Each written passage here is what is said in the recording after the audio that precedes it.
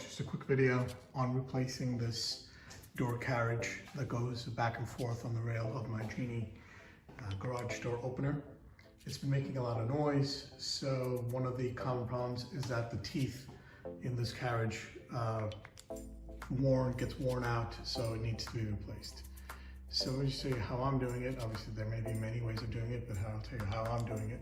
So the first thing I did is get the part, which is this one right here. This is the carriage door opener. It says door, which way the door goes. So that's to the door. And you can see this screw type here gets worn out. That just have to put a new one. So it's about 20 bucks from the Genie website. So I got two of those. I want to replace both my garage door opener carriage returns. So that's what I'm going to do. So the other tricky part is you'll need to loosen your garage door opener because you'll have to remove the rail from the head part where the door is to get the old one out and put the new one in. So you want to loosen this up here by where the garage door opener connects to your mounting support. So obviously I unplugged it and I removed the light bulbs, and I have this supported on bungee cord so that when I loosen the screws completely, and there's two screws here, this is 1/2 inch here and a 1/2 inch nut, 1/2 inch bolt, 1/2 inch nut, with a 1/2 inch bolt and a 1/2 inch nut on the other side.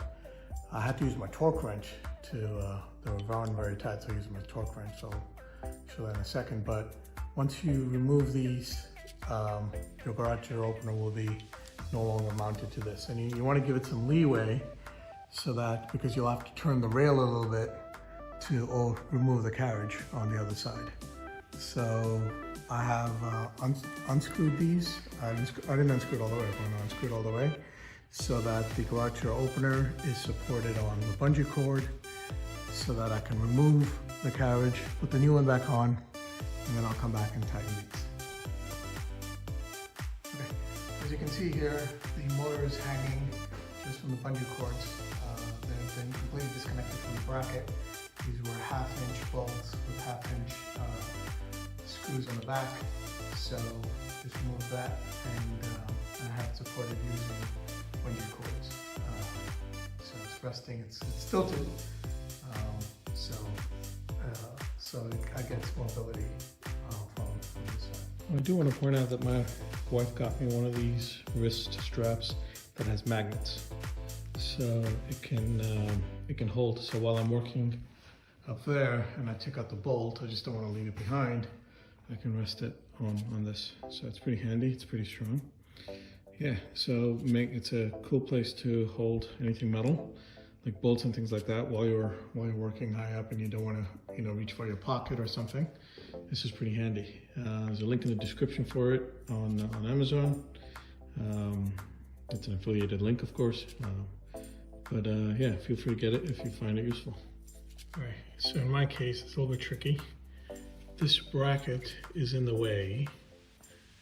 I can't remove the carriage return because when I reach the end, the bracket hits the end of the rail. So as you can see, I put some grease on it already by touching it. So I have to remove the bracket. In order to remove the bracket, I have to remove these two screws. But once these two screws are removed, I don't have any metal piece to rest the rail because the rail is further back. So there's really nothing for the rail to hang on to. So I have to do this pretty quickly. I have to remove these two screws, hold on to the rail, remove the carriage, put the new one on, put the screw back on, and so it can rest on this metal bar here. So this wristing does come in handy. I'm holding on to the screw so I can grab it pretty quickly and mount this on. So I'm going to do it all at once. So the plan here is to hold on to the rail, remove the bracket, and there's really no way for me to hold on to the rail, unless I had another pair of hands or something. But anyway, that's where I am right now.